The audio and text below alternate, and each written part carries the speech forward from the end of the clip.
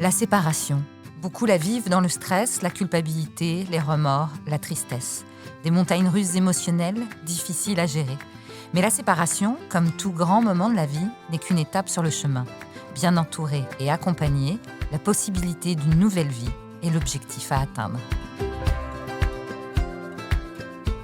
Comment se reconstruire à seulement 30 ans ? Pour en parler, je reçois la psychologue Jessica Jourdan-Perroni. Bonjour Jessica. Bonjour Marjorie. Se séparer à 30 ans, ça peut paraître tôt, ça peut paraître jeune, mais ça arrive, je pense, de plus en plus dans notre société d'aujourd'hui. Est-ce que les raisons d'une rupture, justement, à 30 ans, sont différentes de celles à d'autres âges ? Alors, effectivement, on peut voir que l'image de couple a changé et le rapport sans doute aux contraintes et à la réalité extérieure aussi.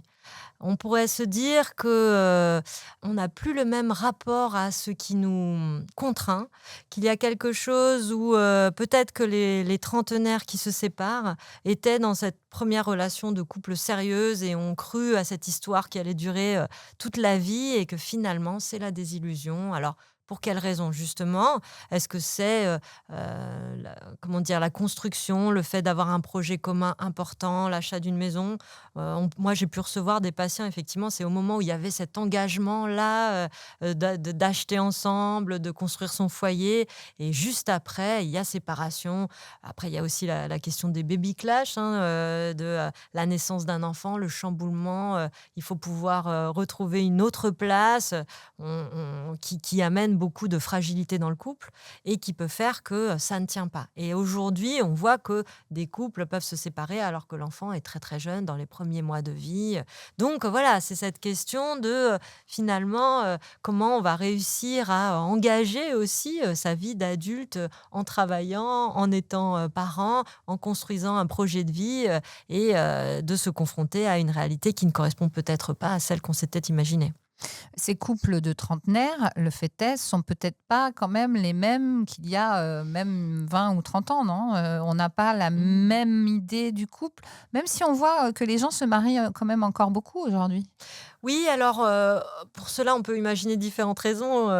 Il y a peut-être le fait qu'effectivement, dans notre climat actuel, qui peut être potentiellement anxiogène, avec cette idée de la planète qui va mal, peut-être que le mariage reste une valeur aussi refuge. On se dit, on se concentre là-dessus, sur ces valeurs-là. Il y a quelque chose où on voit dans la société, on est plus sur soi. Il y a quelque chose qu'on construit moins dans le collectif peut-être et plus sur la cellule familiale. Mais néanmoins, voilà, ça n'est pas non plus suffisant et qu'il y a peut-être aussi cette dimension de aujourd'hui où peut-être notamment les femmes n'ont pas envie de s'oublier dans leur rôle de mère ou d'épouse et qu'il y a quelque chose aussi de trouver son équilibre de ce qu'on va faire pour soi ou de ce qu'on va trouver aussi dans peut-être différents types de groupes, voyez, avec les amis. Enfin voilà, on n'a pas envie non plus de ne pas avoir de temps pour soi et donc il faut pouvoir trouver un équilibre qui demande aussi certains aménagements. Quand vous recevez des jeunes trentenaires, vous en recevez beaucoup d'ailleurs dans votre cabinet ? Oui. Plus que les autres âges ? Pour avoir travaillé en institution beaucoup aussi avec des jeunes adultes, on m'adresse beaucoup de jeunes adultes. D'accord. Et ce que je peux remarquer, c'est qu'il y a aussi voilà, cette question de l'autonomie et puis cette crainte du choix, de se dire est-ce que je fais le bon choix ? Ah oui. Voilà, dans l'idée justement, au moment de l'installation, est-ce que je vais m'engager dans quelque chose avec cette crainte que ce soit justement dans un temps très... Voilà, c'est pour la vie et cette gravité qu'il pourrait y avoir dans ce choix-là et cette incertitude à se dire, mais ça je le retrouve aussi pour la question du travail, enfin, est-ce que je vais m'engager des jeunes qui sont voilà, dans des études et se disent à l'issue de leur parcours universitaire, est-ce que je fais le bon choix enfin, ouais. Mais là, en parlant de séparation, Oui. vous recevez aussi beaucoup de gens, de jeunes gens de 30 ans qui viennent vous parler de ces séparations. Et qu'est-ce qu'ils vous disent, en fait, par rapport à ce sujet ? Ils ont l'impression de ne plus réussir à gérer ou d'avoir l'impression que c'est la pression sociale qui ferait que, ils ont fait ce choix, que leurs parents à cet âge-là, étaient déjà en couple avec une maison, et se sentent en décalage, et voilà, cette question de peut-être, que ça ne leur correspond pas la vie de couple telle que l'ont vécu leurs parents. Enfin, vous voyez, comme on disait, il y a une évolution quand même aussi, dans la vie à 2. D'ailleurs, les personnes qui se séparent n'ont pas forcément envie de revivre en couple ensemble. Donc il y a peut-être une volonté d'émancipation plus grande aujourd'hui. Et peut-être, pour répondre à votre question sur est-ce que les trentenaires d'aujourd'hui sont comme il y a 20 ans, non, il y a quelque chose qui a changé. Alors il y a un article de Corinne Meyer dans Le Monde de février qui en parlait du fait que peut-être qu'on a beaucoup plus couvé les enfants qui sont trentenaires aujourd'hui, et voilà, qu'on a peut-être en tant que parents peut-être plus anxieux ou dans un souci de les couver, peut-être aussi du fait quand même du climat actuel, de la société, on leur a moins facilement donné accès à l'autonomie, qu'il y a quelque chose aussi. L'autonomie, c'est aussi avoir confiance en l'autre, en sa capacité de se débrouiller. Et qu'il y a peut-être là quelque chose à retrouver ou à reconsidérer pour les aider à s'autonomiser. Puisque pourquoi les personnes qui se séparent retournent chez leurs parents, par exemple? Mmh. Alors, quelles sont les étapes clés? Parce que là, on parle de reconstruction, c'est donc la séparation a été décidée, a été faite, Mmh.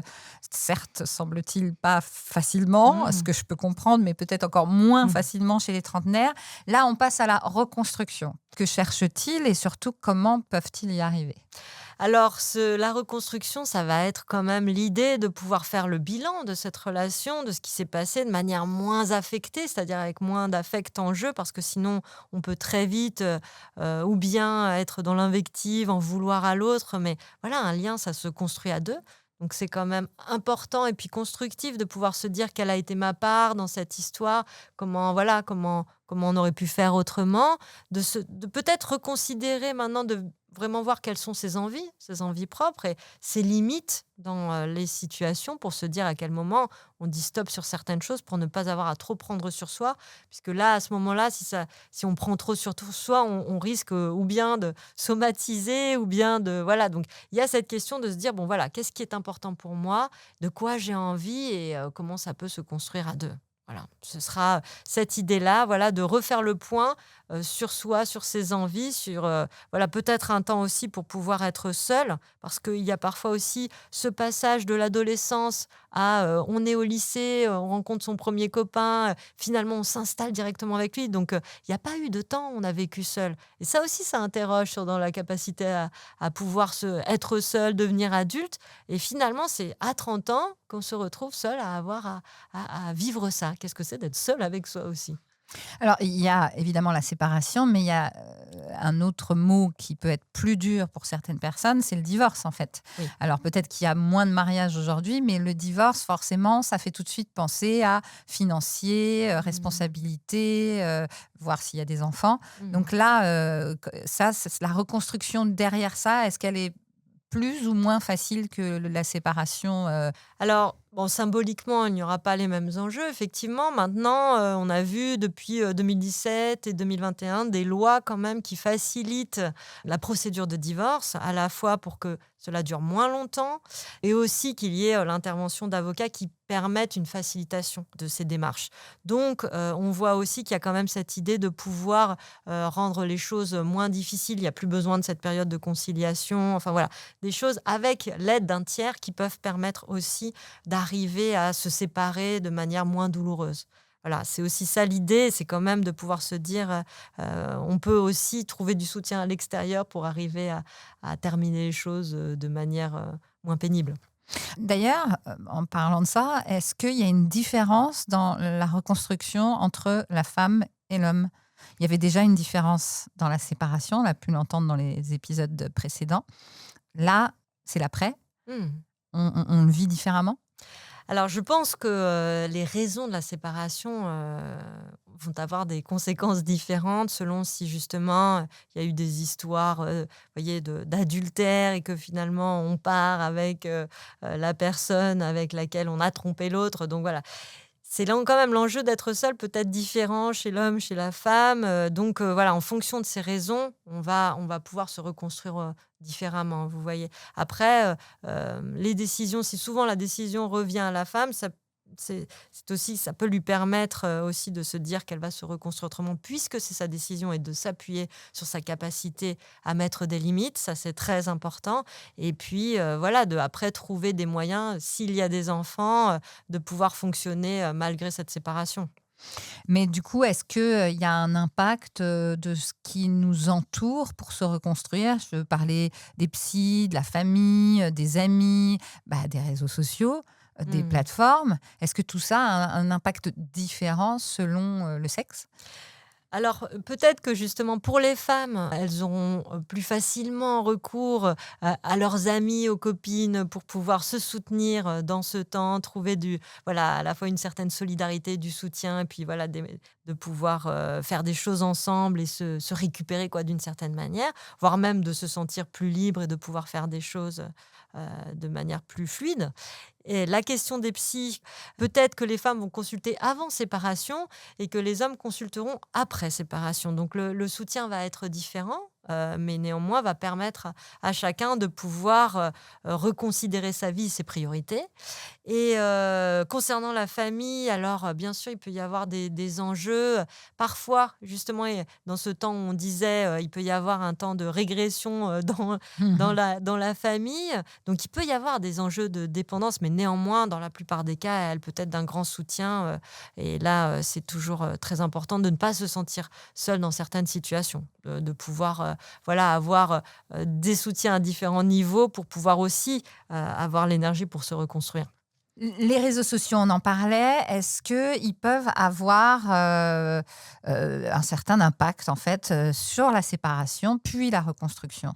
Alors, c'est vrai qu'alors bon, il y a cette notion de pharmacone, où il y a l'idée que quelque chose qui peut nous soigner peut être aussi un poison selon la quantité Mmh. à laquelle, on l'utilise. Donc il y a peut-être cette idée, les réseaux sociaux, à mon avis, peuvent être un moyen pour des personnes qui n'ont pas le temps, ne savent pas comment faire pour rencontrer d'autres personnes, peuvent être, je pense, un moyen, très bénéfique pour pouvoir rencontrer des personnes, se renarcissiser, puisque le temps de la séparation, ça peut être un temps où la baisse de l'estime de soi est importante, on doute. Donc ça peut être un moyen, voilà, de se renforcer, de se sentir à nouveau valorisé parce qu'il y a quelque chose, des compliments, des rencontres, des envies. Maintenant, il y a toujours la question d'un moment où on est dans une période de fragilité, de ne pas, reporter sur, la personne, justement, ce qui avait été, projeté, sur, le conjoint, de trouver comme ça, en fait, une autre forme de dépendance, dans des coachs ou qui peuvent utiliser, cette fragilité, de manière, malveillante. Donc, il y a toujours cette idée, mais là, c'est à différentes échelles, de l'esprit critique qu'on peut avoir, comment on peut utiliser les réseaux sociaux, comme un moyen de rencontre, mais ne pas s'y limiter ou ne dépendre que de cela. Et puis les plateformes, par exemple, c'est peut-être un très bon moyen aujourd'hui de pouvoir rencontrer des gens, mais quand on en parle, notamment avec les trentenaires, on se rend compte qu'au bout d'un moment, ils en peuvent plus. Ils ont l'impression de répéter le même rencard ou presque, ou souvent d'être très déçus. Mmh. Ça c'est quand même un peu le serpent qui se mange la queue, quoi. C'est curieux. Alors, il y a aussi le côté, miroir aux alouettes, Oui. c'est-à-dire qu'il y a à la fois, voilà, cette volonté de rencontrer, il y a aussi toutes les arnaques, hein, parce que dans les profils, voilà, on a l'impression de rencontrer quelqu'un et puis finalement après c'est pour autre chose. Et puis il y a le côté chronophage, des réseaux sociaux, enfin voilà, des sites de rencontres où on chatte pendant longtemps et puis voilà, est-ce qu'on arrive à rencontrer la personne ou pas? Ou finalement les contacts aussi, puisque là on parlait des fins, il y en a qui peuvent couper court aux conversations, de manière un peu abrupte. Donc voilà, on est face aussi à des situations qui peuvent amener des déceptions, bien sûr. Donc, mais c'est un petit peu tous les enjeux dans les rencontres en même temps. C'est, se confronter à l'inconnu. Est-ce que vous pensez que la société en France accepte que l'on puisse être heureux en étant célibataire? Parce que c'est vrai qu'on le disait aussi dans un autre épisode, le célibat a l'air d'être moins craint Mmh. qu'il y a quelques décennies. Oui, moi je crois que la société évolue, donc là c'est plutôt justement, je trouve signe d'espoir qu'on puisse avoir cette représentation sans en avoir peur, et notamment des femmes seules, de pouvoir Oui, c'est voilà ça. avoir cette idée qu'on peut être libre, qu'on peut décider de ses investissements, que quelque chose évolue. Il y a, en tout cas moi j'ai l'impression, une évolution dans la société à ce niveau-là. Maintenant, bien sûr, il y a aussi l'idée de comment on trouve son équilibre, dans des relations qui ne sont pas forcément des relations installées en couple à 2. Voilà, là-dessus, je crois qu'il y a vraiment, des schémas très différents qui peuvent se développer aujourd'hui, avec des équilibres où chacun peut être chez soi et notamment, lors d'une Oui. deuxième union, et qui peut permettre et pourquoi pas, que, les choses se passent de manière plus agréable, où on ne partage que du bon finalement quand on se retrouve. Ouais. Donc, cette possibilité, cette ouverture, moi je sont de bon aloi, je trouve. Ouais, ouais, un Sartre-Beauvoir pouvait choquer il y a 40 ans. Aujourd'hui, une Romane Boringer et son ex, habitant la même Mmh. maison mais n'étant pas ensemble, ne choquent pratiquement plus. Mmh. C'est-à-dire que maintenant, finalement, on peut s'autoriser un peu plus de créativité? Quel conseil vous pourriez donner à donc ces trentenaires, qui peuvent vivre effectivement, cette séparation, un peu, difficilement, comme tout le monde, comme tous les âges, mais qui ont, eux, le temps encore d'avoir une nouvelle vie, une nouvelle façon de vivre un amour ou un couple, justement pour aborder cette nouvelle partie, cette après-séparation? Alors, j'ai envie de leur dire, faites-vous confiance, le fait moi, je trouve que c'est un signe d'espoir d'arrêter une situation qui ne nous satisfait pas ou dans laquelle on est malheureux, donc c'est l'idée, c'est du courage, hein. Moi, je crois qu'il faut pouvoir le dire. C'est courageux d'arriver à se séparer, donc faites-vous confiance, croyez en vous, ouvrez-vous aux expériences, voilà, c'est un nouvel avenir, c'est un nouveau départ, donc c'est plein de promesses, donc saisissez-vous des occasions et faites vos expériences, c'est ce qui vous permettra d'avancer dans la vie et voilà, de pouvoir avoir des expériences heureuses. Retrouvez tous les épisodes de la saga Tranche de vie sur l'espace Séparation sur massif.fr.